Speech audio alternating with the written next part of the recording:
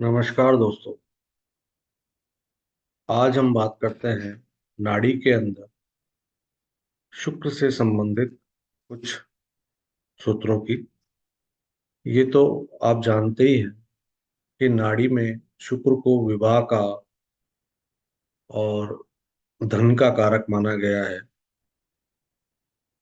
और नाड़ी के अंदर कोई भी संबंध जब बनता है, किसी भी ग्रह का किसी दूसरे ग्रह से संबंध बनता है, तो नाड़ी ये मानती है कि कोई भी ग्रह कहीं पे बैठा हो तो उससे अगला ग्रह, अगला भाव और उससे पिछले भाव में या उसके सप्तम भाव में कोई भी ग्रह बैठा होगा तो उन ग्रहों का आपस में कोई ना कोई संबंध बनता है। इसी प्रकार कोई ग्रह कहीं बैठा है, उससे पांचवें भाव और नवें भाव यानी कि ट्राइन का संबंध भी नाड़ी ने माना है। अब हम बात करते हैं नाड़ी के कुछ सूत्रों की शुक्र से संबंधित। अगर जन्म कुंडली के अंदर शुक्र का राहु और मंगल के साथ किसी भी तरह का संबंध हो तो ऐसा जातक दूसरे की स्त्री के प्रति आसक्त रहता है। अगला सूत्र है, यदि जन्म कुंडली में शुक्र और केतु एक साथ कैसे भी संबंध बना रहे हो तो जातक की पत्नी का जीवन ज्यादा नहीं बताया गया है। अगला सूत्र है, यदि जन्म कुंडली के अंदर शुक्र उच्च का हो जातक का तो ऐसा जातक धनी और उसकी वाइफ जो होती है, उसकी पत्नी जो होती है, वो बहुत ही सुंदर होती है। उसके बाद अगला सूत्र है, अगर जन्म कुंडली के अंदर शुक्र अगर मेष राशि में हो तो जातक के एक्सीडेंट होने के चांसेस रहते हैं। अगला सूत्र है, यदि जन्म कुंडली के अंदर शुक्र के पीछे चंद्रमा हो तो जातक की मैरिटल लाइफ अच्छी नहीं बताई गई है। अगला सूत्र है, यदि जन्म कुंडली के अंदर शुक्र बैठा हो, उसके बाद चंद्रमा बैठा हो या और उसके बाद में गुरु बैठा हो तो ऐसे जातक की पत्नी का करेक्टर नाड़ी ज्योतिष ने अच्छा नहीं बताया है। अगला सूत्र है, यदि कोई स्त्री का चार्ट हो और उसमें शुक्र के आगे राहु बैठा हो तो ऐसी स्त्री की मैरिटल लाइफ खराब बताई गई है। और नाड़ी तो ये भी कहती है कि ऐसी स्त्री विधवा भी हो सकती है। अगला सूत्र है, यदि जन्म कुंडली के अंदर शुक्र अगर मंगल की राशि कौन कौन सी होती है, मेष और वृश्चिक, अगर उसमें शुक्र बैठा हो तो जातक की जो पत्नी है वो उसकी किसी जान पहचान वाले या कोई रिलेशन में से आती है। यानी कि वो उस जातक उस अपनी पत्नी को पहले से ही जानता होता है। अगला सूत्र है, यदि शुक्र सिंह राशि में या फिर शत्रु राशि में बैठा हो तो ऐसे जातक की पत्नी के प्राइवेट पार्ट में कोई प्रॉब्लम या बीमारी हो सकती है।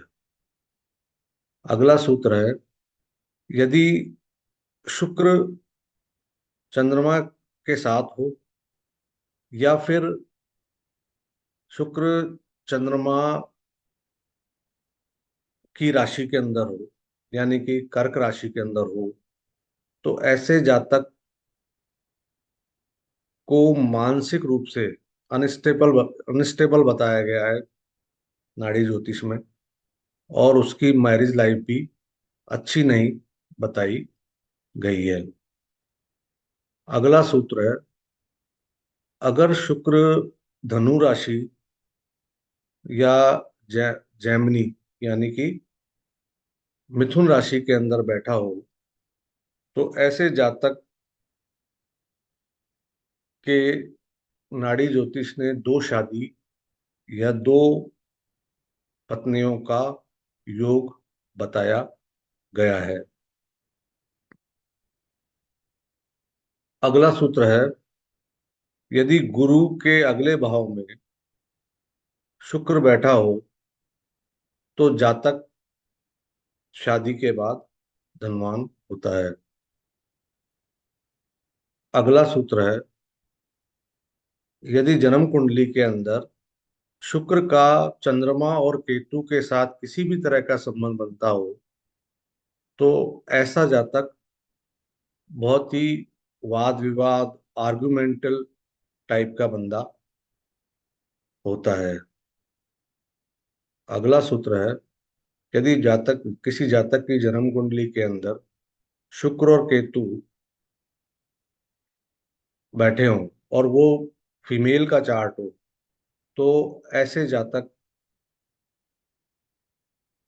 उस फीमेल के एबॉर्शन होने के चांसेस बढ़ जाते हैं। अगला सूत्र है, यदि जन्म कुंडली के अंदर शुक्र के आगे सूर्य और गुरु बैठे हों, तो ऐसे जातक की जो पत्नी होती है वो अपने पति के प्रति बहुत ही डिवोटेड होती है, लॉयल होती है। और यही सूत्र अगर किसी फीमेल चार्ट में हो, यानी कि स्त्री के चार्ट में हो, कि शुक्र के आगे सूर्य और गुरु बैठे हों, तो ऐसे जातक का जो पति है वो बॉस टाइप का होता है, यानी कि लीडर टाइप का होता है। अगला सूत्र है, यदि शुक्र नीच राशि के अंदर यानी कि कन्या राशि में अगर कुंडली में बैठा हो, तो ऐसे जातक की मैरिटल लाइफ हैप्पी नहीं होती है, अच्छी नहीं कही गई है। अगला सूत्र है, अगर जन्म कुंडली के अंदर शुक्र चंद्रमा और सूर्य के बीच में हो, तो ऐसे जातक के पिता की दो शादी हो सकती है।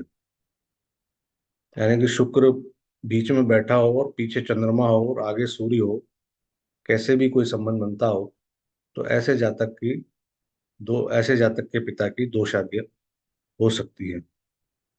अगला सूत्र है, अगर शुक्र और गुरु का एक्सचेंज, यानी कि शुक्र गुरु की राशि में बैठा हो और गुरु अगर शुक्र की राशि में बैठा हो, इस तरह का कोई भी संबंध बनता हो, तो ऐसे जातक को नाड़ी ज्योतिष के अंदर बहुत ही भाग्यवान कहा गया है।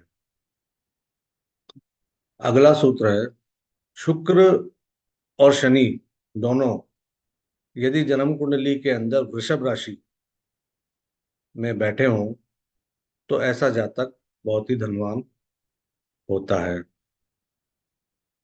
अगला सूत्र है, यदि शुक्र तुला राशि में और गुरु वृषभ राशि में बैठा हो, तो ऐसा जातक पैदाइशी धनवान होता है, यानी कि उसका जन्म जो होता है वो धनी परिवार के अंदर ही होता है। अगला सूत्र है, यदि गुरु से थर्ड हाउस में शुक्र बैठा हो, तो ऐसे जातक का जो फाइनेंशियल स्टेटस है, यानी कि धन को लेकर जो वो स्टेटस होता है, वो एक एवरेज होता है। इसी प्रकार यदि मंगल देखे मंगल शु, को शुक्र को अगर मंगल देखे, तो ऐसे जातक का भी फाइनेंशियल स्टेटस एवरेज ही होता है। अगला सूत्र है, यदि जन्म कुंडली के अंदर शुक्र और केतु एक साथ बैठे हों, तो जातक की पत्नी को पाइल्स की प्रॉब्लम हो सकती है। अगला सूत्र है कि यदि जन्म कुंडली के अंदर शुक्र से फोर्थ हाउस का लॉर्ड जो भी होगा, यानी कि जहां पे भी शुक्र बैठा है उससे फोर्थ हाउस का लॉर्ड अगर शत्रु राशि में जाके बैठ जाए, तो ऐसे जातक की जो पत्नी होती है वो बहुत कम एजुकेटेड होती है, बहुत कम पढ़ी लिखी होती है। अगला सूत्र है, यदि कुंडली के अंदर गुरु से छठे हाउस के अंदर, यानी कि गुरु जहां पे भी बैठा हो उससे छठे हाउस के अंदर अगर शुक्र जाके बैठ जाए तो ऐसे जातक की मैरिटल लाइफ अच्छी नहीं बताई गई है। अगला सूत्र है कि शुक्र के अगले भाव में मंगल और उसके बाद में अगर गुरु बैठा हो, यानी कि शुक्र जहां बैठा है उससे अगले भाव में मंगल बैठ जाए और उसके बाद में गुरु बैठ जाए, तो ऐसे जातक के छोटे भाई की शादी पहले हो जाती है, यानी कि उसके छोटे भाई की शादी पहले हो जाएगी अगला सूत्र है, शुक्र से अगले भाव का लॉर्ड, यानी कि शुक्र जहां पे भी बैठा हो उससे अगले भाव के लॉर्ड को अगर जुपिटर देखता हो, यानी कि गुरु देखता हो, तो ऐसे जातक की पत्नी टीचर हो सकती है। अगला सूत्र है, यदि शुक्र और चंद्रमा जन्म कुंडली के अंदर कहीं पे भी अगर शुक्र और चंद्रमा एक साथ बैठे हों या फिर नाड़ी संबंध बना रहे हो, तो ऐसे जातक जो होता है वो सेक्स की डिजायर उसमें बहुत ज्यादा पाई जाती है। अगला सूत्र है, अगर जन्म कुंडली के अंदर शुक्र और बुध एक साथ बैठे हों या नाड़ी संबंध बना रहे हों, तो ऐसे जातक बहुत ही इंटेलिजेंट माना गया है, नाड़ी ने उसको बहुत ही इंटेलिजेंट माना है। अगला सूत्र है कि यदि बुध से दूसरे भाव में शुक्र हो तो ऐसा जातक फाइन आर्ट के प्रति इंटरेस्ट रखने वाला होता है। या जहां बुध बैठा है उससे अगले भाव में अगर शुक्र बैठा हो तो ऐसा जातक फाइन आर्ट के अंदर इंटरेस्ट रखता है।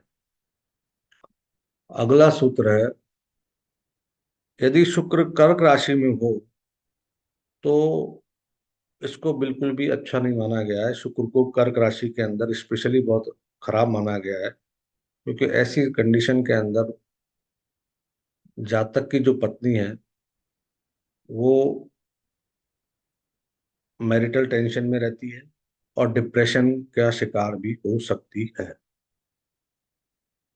अगला सूत्र है, यदि जन्म कुंडली के अंदर शुक्र बुध एक साथ सिंह राशि में बैठे हो तो ऐसा जातक बहुत ही एक्स्ट्रा इंटेलिजेंट माना गया है। नाड़ी के अनुसार उसको बहुत ही ज्यादा एक्स्ट्रा इंटेलिजेंट माना है। अगला सूत्र है, अगर शुक्र मीन राशि में हो तो मीन राशि के अंदर शुक्र उच्च का हो जाता है, तो ऐसे जातक की पत्नी जो होती है वो रिलीजियस होती है, यानी कि धार्मिक होती है और उसको नाड़ी ने बहुत ही अच्छा माना है। अब अंतिम सूत्र बता देता हूं। अंतिम सूत्र है कि अगर शुक्र सूर्य और चंद्रमा के बीच में कहीं पे भी बैठा हो तो ऐसे जातक की जो पत्नी होती है वो खुश नहीं रहती है और जातक को स्त्री का सुख कम मिल पाता है। इस प्रकार ये मैंने 30-32 सूत्र आप लोगों को बताए हैं।